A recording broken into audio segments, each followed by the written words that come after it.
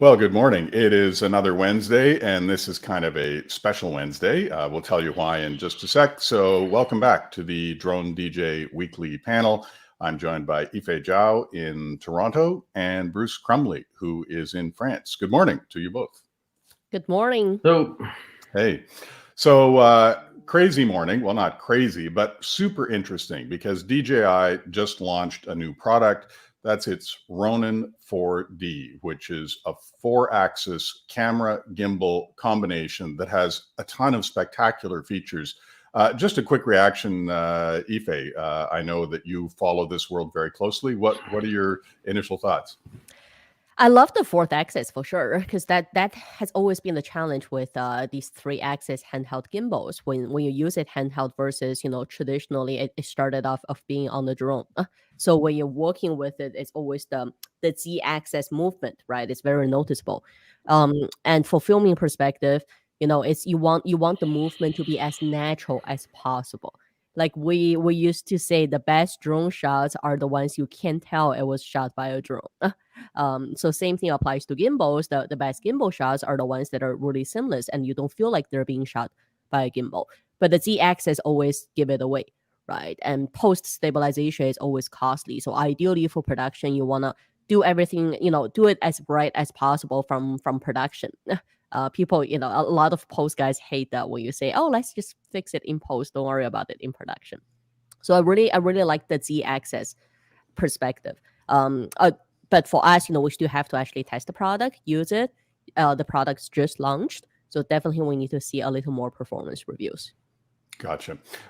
Bruce, you wrote about the product. You had access to the sort of embargoed specifications, etc.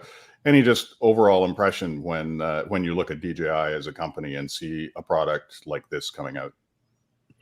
well, yeah. I mean, I know I've read it in your stories, so it's got to be true, and it's obviously pretty wise too. But that it's just not known as a drone company, but it's actually a tech company and a very diverse and accomplished one at that. And as we said last week, it actually seems as time goes on more like an Apple company. All comparisons being flawed, but more of an Apple company than just the drone company. It's this is a clearly high-powered, super sophisticated camera. And even in going through some of the specs, it was less a question of what to put in than what somebody like me could actually understand. It's a real piece of machinery and a real piece of work in the good sense, and I can see why people are excited. All right, we've got a comment already with someone asking, but no drones? Exclamation mark, question mark. Yeah, hang You tight. can put this on the drone. Yeah, you can put this on a drone, actually. You'd need a heavy lift drone. I'm not actually sure what the weight is, but it is a pretty phenomenal piece of technology. I'm just going to jump away to another screen, actually, for those who are into the cinematography world. I know that there's a lot of crossover often between people who are flying drones professionally and who do cinematography. And also, of course, as we mentioned, this is something that could be put on a heavy lift drone. So I'm just going to switch screens so I can read some specs here. So the cinematic imaging system is a 36 by 24 millimeter full frame sensor for cinematic standard image capture. The camera features 14 stops of dynamic range and what's called the DJI Cinema Color System. Built-in 9-stop neutral density filters will adapt to lighting conditions at the push of a button. Interchangeable DL mount and a Leica M mount, so you can have fairly wide lens compatibility. It will capture in Apple ProRes RAW, ProRes 422 HQ, and H264 internal recording for codecs. And all new camera lenses, camera sort of gimbal combo, like the sensor in the gimbal, is the Zenmuse X9, which DJI says brings professional grade image quality. And it's in 2 flavors, the Zenmuse X9 in a 6K version and an 8K version. The One of them can shoot 8K at 75 frames per second. The other one is 6K at 60 frames per second and 4K at 120 frames per second. And one of the features that really caught my attention, I watched part of the presentation with Paul Pan, and I have to say it's nice to see DJI actually do stream an event instead of just sort of play a 1-minute video and say, there you go. So it was one of the features that really caught my attention is that the rangefinder is actually a LiDAR sensor. So LiDAR stands for light imaging, detecting and ranging, I think.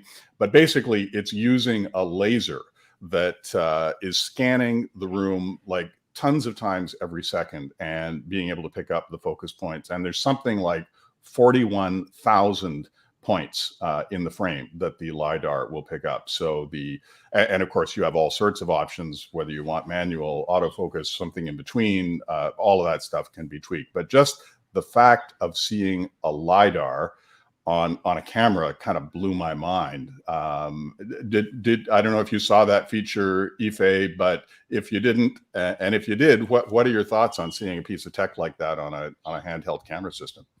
I like that it's the gimbal and camera together. So pros and cons of that is always for film production. Every DP, every director, they all have their own preference in terms of camera.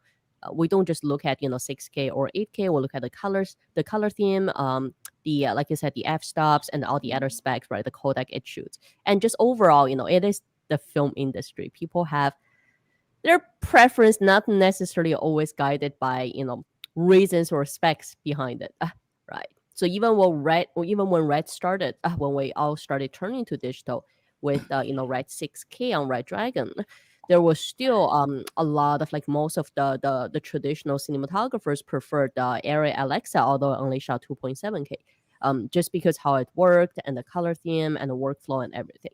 So it's pretty bold for DJI to have a professional gimbal with the camera combined, because traditionally the gimbal, like the traditional, I still have the old Ronin here, and we still have the old Mavic here as well. So those wise you have to put the camera on by yourself, but you can choose whatever camera you want to put, right? You put whatever lens you want to put.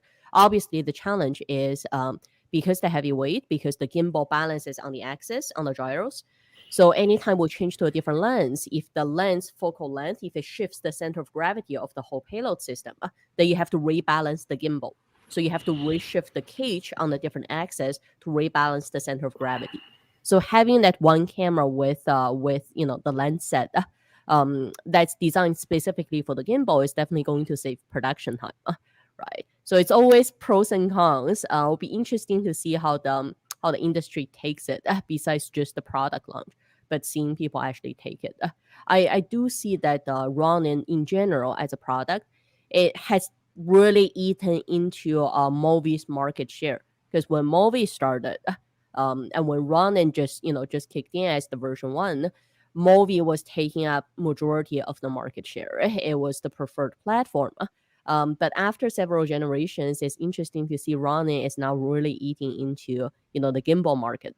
And what started off, gimbals mostly, when it started, it was really designed to be mounted on the drone. It wasn't initially designed to be a handheld platform. If you look at Free Flight Systems, who produces Movi, they were a drone company, and they are still a drone company primarily. They produce the heavy lift drones mostly for film production. So they kind of stumbled onto Movi as the gimbal and then realized this was actually a great platform. You can do handheld, you can do car mount, you can do crane mount, you can put it on the tripod. It's essentially just a remote control head, right? Like that's typically how we call it. You can put it on the cable. So it's really interesting to see that on the drone, the gimbal, especially the heavy lift gimbals, are being used less and less. We're more steering towards Inspire 2 or Mavic 2 Pro. But as the standalone system, it's really becoming more popular. The final thing I want to mention before we move on, because I know people are waiting for news about drones and the Action 2, and yes, good morning to New York City as well, is that during the presentation, they went at one point in the video to 4 different cinematographers who are all pretty high end, and they had given these guys the new Ronin 4D to try out and assess, and their response was pretty phenomenal. They thought it was really, with the 4-axis, was really a step forward in terms of technological development for Well, to be cinematography. fair, I don't think they're gonna do the product release with DPs who are, you know, anti Ronin or anti gimbal. Absolutely, but they did include footage that all 4 of these people had shot with it, and there were some pretty cool shots. One of the DPs was saying, you know, that I never realized, or I never thought I would be able to have something like this where I could be on a skateboard, have some people come around me from behind, you know, entering the frame, focus locking on, all of that stuff, and like just a liquid smooth shot. So anyway, if you've got a lot of change in your pocket, and if you're into the cinematography world, this might be something for you. However, if you don't have a lot of change in your pocket, but you still are looking for good imaging, that brings us to number 2, is a release that's coming next week, also on Wednesday. And that is of the Action 2 camera, which is kind of a follow-up, I guess, to the original Osmo. And there have been a number of leaks, so we've seen a lot of images around that. And what we do know is that it's a modular design, so 2 pieces that kind of click together magnetically. It's, one could argue, similar to the Insta360 1R, that they've taken a page out of that in terms of a modular design, except the difference here is that the camera lens side of it alone can be used as a camera, which you can't do with the 1R. The 1R, you need to have all 3 pieces clicked together.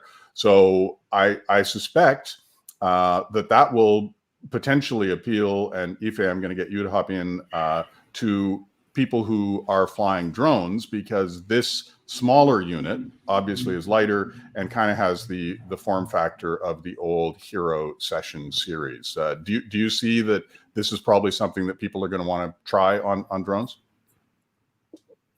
I guess the question is what kind of drones, right? Maybe FPV, you know, if this really is lighter than the traditional FPV cameras, and because it's the action camera, needs to be, you know, a really more durable version, right? If it's action cam, is supposed to be, you know, like basically like GoPro. It's mostly used in what we call expendable kind of situations, right?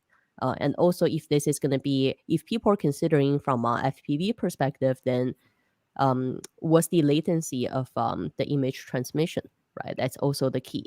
So I think FPV, you know, if people are actually mounting this on drones by themselves, then maybe not so much of the ready to fly ones, maybe more of people putting drones together. But I do want to try putting it on, you know, our Matrix 210, because we do have BV loss beyond visual line of sight projects. And one of the challenge is what we call detect and avoidance in the air, right? So you have to effectively be able to scan the airspace. And the typical FPV camera, the secondary FPV camera on the Matrix, is only forward facing. So would be nice in my mind to have other cameras, you know, from both sides as well as the back, so you have the actual 360 coverage. And you can see if there's any approaching objects, you know, different things when you're flying beyond visual line of sight. So that's something I'm definitely going to try out on my own. I remember with Action 1, there was, we did a comparison of that with GoPro, and we ended up buying GoPro instead. So we'll definitely be taking a look at the specs again on the Action 2 and try it out when it comes out, and decide if, you know, if we're going to stick to the GoPro sets or if we're going to get some new Action 2s. Great, Bruce. Thanks for your patience. We've got lots coming up for you in a minute or two. But one of the other things about the Action 2 camera is that the leaks have suggested that it has horizon leveling. So it will, you know, even if the camera is sideways, you're still going to see a level horizon. And that is a feature that is also in the Hero 10, and I believe was perhaps in the Hero 9. But I'm going to have to make the assumption here that you can manually override that, because you can imagine, and I see we've got some guys from the FPV world who are commenting. One of them from Novice Quads here saying, I fly FPV. The fact that it's in an aluminum case is a game changer. And I would agree that that's, you know, something fairly substantial when you're going to be crashing from time to time. But back to the horizon leveling, obviously, if you're flying FPV, part of the joy of the videos that you produce is it's not leveled horizon. Is not leveled horizon. So we'll have to wait and see. But I think I can't imagine that DJI would produce it and not give you the option to level that out. Bruce, before we move on to the next topic, one of the things here is that we're seeing three very different products, right? We're seeing the Ronin 4D released today, which is a huge, you know, piece of technology. Action 2 going to be released 1 week from today, probably at the same time, and then the following week, it's going to be the Mavic 3. What does that tell you about the company and the fact that they've decided to do these boom, boom, boom? Well, I think it goes back to something that we mentioned in the talk last week. As a matter of fact, you brought it up, is that, you know, when a company is that large, what's the number? I'm starting to forget the numbers. How many thousands of engineers? 14,000 people with half our engineers, or yeah, it's around that. I mean, it's more than that now, but 14,000 was the number I was given about a year and a half ago. I mean, clearly this is a business that is not looking to just, you know, squeeze out one kind of, you know, product upgrade a year and then go back to sleep. I mean, it's ready to you know, to slay some Goliaths and really change the world. And again, I realize it's a flawed comparison, but it's not completely bogus. It's a little bit like at Apple, and that it's just coming out. It's diversifying in what it does, and in the products that it's involved in. It's kind of revolutionizing them progressively, and you kind of wonder where they go from here. It's you know, just how perfect can you make stuff. So again, it's from a wide angled lens that I have. It's just, you just look at the company, the more you see it, the more you kind of think, wow, you know, why isn't everybody on earth, you know, talking about this? Why isn't it on Fortune magazine, you know, every other week? It's pretty astonishing. It is. And I guess one of the things that we'll have to wait and see, you know, I actually looked up the other day, and the numbers escape me now, but what the value is of the action camera market. And it's massive. Like, it's in the billions of dollars globally. And so obviously they want to take a piece out of GoPro's market share with this device. And I guess the question will be, you know, once the product is released and people start seeing footage, is whether that's going to encourage people to switch, or whether that form factor itself for guys flying smaller quads is going to make the difference. Just to add one more thing, and again, I know we spoke about it before the chat, and Ife has some reservations on it, but a lot of tech developments and let's say digital related developments, including journalism, have shown that once you kind of let the technological genie out of the bottle and you allow a lot of people to get their hands on things that allow them to do things they weren't able before, that have been reserved due to inaccessible tech, you know, tech assets, or just through gatekeeping, as in with journalism or a lot of, you know, book publishing or whatever, you suddenly have a lot of people who previously were considered not the kind of people you'd ever see getting filmmakers, musicians, commentators, or tastemakers, doing just that. And so it'll be interesting to see if these products continue to fuel that. Apple has certainly been a major vector in that. I'd just say just the internet in general has, just because more people can get their stuff out there and try to find people to, you know, to pay attention to it. So it'd be interesting if DJI in its own way continues sort of that unleashing of forces in the tech disruption and enabling manner that it does.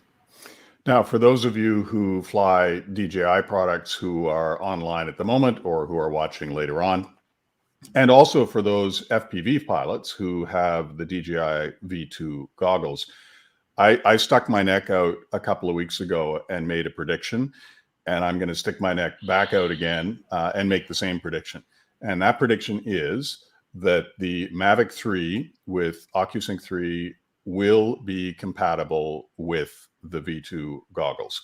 I don't know if that will be right at launch, but I believe absolutely that it will happen. I further predict that for those of you who have the Air 2S, at some point within, the next year, I mean, I'd like to be able to give you a time, but I have no idea. I believe there will be a firmware upgrade for the Air 2S that will also enable it to work with the V2 goggles. Ife, do you think I've got a reasonable supposition here? Either that, or is DJI going to release a new goggle? Because it's been a while, right? It's possible. I suspect, though, that so many goggles went out with the DJI FPV unit when it hit the market, because that was exceedingly popular and introduced a lot of new pilots to the world of FPV. Controversial product for those who are builders and makers, but I think given that a huge number of goggles went off the shelves with that product, they now know that they've got a large base of people out there flying the V2 goggles, which are OcuSync 3 compatible. And my own suspicion is that they would just love for, to sell even more goggles, and also for the people who have the goggles now to have the option of flying a new product that will work with the goggles. So I am guessing that we will see this compatible either at launch or shortly after launch, and it may even be that DJI, given that this is kind of a major release, in the past we've seen sort of these 90-second videos when they launch a product, and then they leave it up to people like us to fill in the blanks for everyone. But I even would go as far as to suspect that when they launch the product, they might announce that it either is or will be compatible with the V2 goggles. Ife, you may well be right that maybe there's another set of goggles on the way, but I do think it will be compatible. We got a comment here from Drone Phoenix. I think the price of the Mavic 3 is going to be too steep. $15.99 for the base model, and that is the model which uses a micro SD card. And then the Cine model, the only difference with the Cine model is it will have a 1 terabyte internal SSD and also a high-speed cable port of, I don't know whether it's going to be USB-C or some probably proprietary cable that ends in a USB-C, who knows, but it's going to be high speed for just sort of downloading your stuff in a flash off the machine. And yeah, well, love your prediction. Hope it comes true. Thanks. Well, I do. I hope so as well, but I really have a pretty strong feeling about this. And with that, we will, one other thing is that a number of people, there was we've got a lot of comments today, which is great to see. People were saying, tell us about the highlights of the DJI Mini 3. Maybe you were confusing that with the Mavic 3 release. That's my guess. I certainly haven't heard anything about a Mini 3, and it would be pretty surprising given that the Mini 2 was released earlier this year. And being such a successful product. Yeah, I can't imagine it. So I haven't heard anything about a Mini 3 release. So I think possibly confusion there with the Mavic 3. All right, we're going to move on to another couple of quick topics because, gosh, time flies when you're having fun and talking about drones and Ronins. Bruce, you had a story this week. DJI is still on something called the Entity List with the Department of Commerce.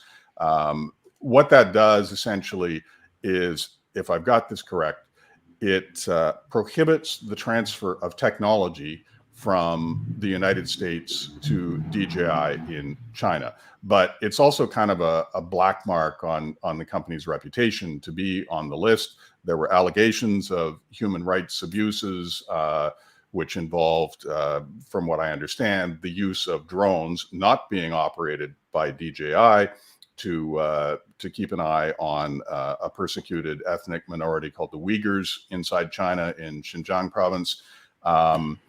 Bruce, you wrote the story. Tell us what the call is about, and why they're making it. Yeah, this came out from the ranking Republican on the commissioner on the FCC, and he came out yesterday, basically putting down an entire deck of cards about why it is DJI should also be added to the FCC's list of prohibited companies that bar agencies from spending federal dollars on their products, because he said they were a security risk, made claims that vast amounts of data are not only being collected by the drones, but then sent back to Beijing. And he mentioned everything from strategic scenes around I don't know, he didn't say nuclear sites, but that's what he kind of meant, to people's heartbeats, and I'm thinking, well, I'll bet Beijing really wants to know what my heartbeat is like, but they'll probably be surprised that I have one. But he basically came out with all barrels firing and said, we've got to put this company on our own FCC, what they call a covered list, which is a blacklist, and kind of is part of his larger drive over the years to crack down on Chinese companies that basically say, look, they're all in cahoots with Beijing. They can't be trusted with our data. And you would not be surprised of that coming from a Trump appointee and a guy who was the legal advisor to the former FCC chairman, who, among other things, was notorious for championing the end of net neutrality, or the enforcement of net neutrality. So you kind of think, well, he would say that, wouldn't he? But this comes on the heels of a call by a Democratic and Republican legislator last month to make sure we don't think about getting DJ off the entities list, and it just comes amid a wider anti-China sentiment in Washington that really is echoed by both sides of the aisle, and it just kind of shows you, the long odds DJI now faces as one of the standout, Chinese companies in America with consumers these days, in an atmosphere where beating up on China is popular. And don't get me wrong, I'm not going to get into is it merited or not, or is China a threat or not. I mean, let's face it, the Chinese government is no bunch of choir, singers, and look at how it handles its own dissidents in Hong Kong for starters, not to mention the Uyghurs. So clearly, the Chinese government is not to be trusted. At the same time, you have to have pretty smoking gun evidence to say, this company, that company, the other one is working for them hand in hand. They are an accomplice. So it just shows you that because those allegations are being made so often, so loud, and so definitively, and throwing in stuff like, and DJI dumps, does price dumping. So that's how it maintains its market dominance. You just get a true idea that this is going to be a really hard, long slog for the company and other companies that are in the basket. For those who are interested in the nitty gritty, it's a very long story to go into the whole history of allegations against DJI over data security. But one of the overarching themes here is that there was some legislation passed in China back in 2017 or something like that, which essentially stated that if the leadership, the Communist Party of China, wanted to access information or had some very legitimate reason for accessing information, that it could ask companies to provide that data. And so a lot of people, picked up on that and ran with it. I think we've seen no evidence that this has ever happened with DJI. And Ife, I know you use DJI products in your work with Altex Technologies, along with many other types of drones as well. Have you ever had concerns about data security when you're working with their machines? I guess we're just not important enough to, really worry about our data. Is what kind of data they would really want to see. But there are, there are larger, especially industrial size, aggregate size, natural resources companies, construction companies that are working on using drones to survey or calculate the volumetric, probe those sites. there are legitimate concerns. I mean, there are sites that when we go to, we can't release any of the videos or the images or the data anywhere to the public. Concerns, I think concerns and allegations are different. Right. Allegations, Yeah. I still believe that innocent until proven guilty. And, isn't that the beauty of living in democracy? So whoever is making these allegations, I like to see what's backing the allegations besides just making the noises. And I believe, if you look at what Brandon Schumann said when he left DJI, he said he doesn't want to see the growth of technologies to be like, he doesn't want to see his position being stuck between the political struggle. He wants to focus on actually continuing to move technologies forward. And as far as we are concerned, we're on the same page. Is we want to see technologies moving forward. And it's unfortunate when companies get stuck between political struggles. So interesting to see what DJI is going to do. Well, and by the way, just to add one more thing, I understand, and as Novus Quads has pointed out, no government is really to be trusted. So let's not start picking sides. But at the same time, whereas we do have to be suspicious of the Chinese government and some of its possible influences on companies, we can't also forget that the rather large object hiding behind a lot of these blades of grass of allegations of safety threats is pure flat out protectionism by the U.S. government. And I have lived in Europe long enough, more than half of my life, to be able to remember when Europe was the big target of U.S. claims of cheating and what have you. And I'd look across at my former home and my place I was born and brought up, and look at and see and say protectionism. Dude, look in the mirror. Look at yourself. Go have a chat with Boeing and then tell me about how Europe is cheating with Airbus. And so there's a lot of that going on too. This is also about, obviously not just DJI, but it's a pretty ripe fruit to pick for a company that has, what is it, over 80% market share in the world, or at least in the US. To be able to go, well, we got to defend our companies because this one's killing us, and it's a friend of the Chinese government. There's a lot of flat out protectionism going on behind this. Well, and the final touching on that is that I kind of feel for DJI, and the reason is that DJI worked with the U.S. government or some U.S. government agencies to bring out special editions of their drones called DJI government editions that met all of the security requirements of the people they were working with. So here they go, and they do this development, and they make these alterations to ensure that their data secure.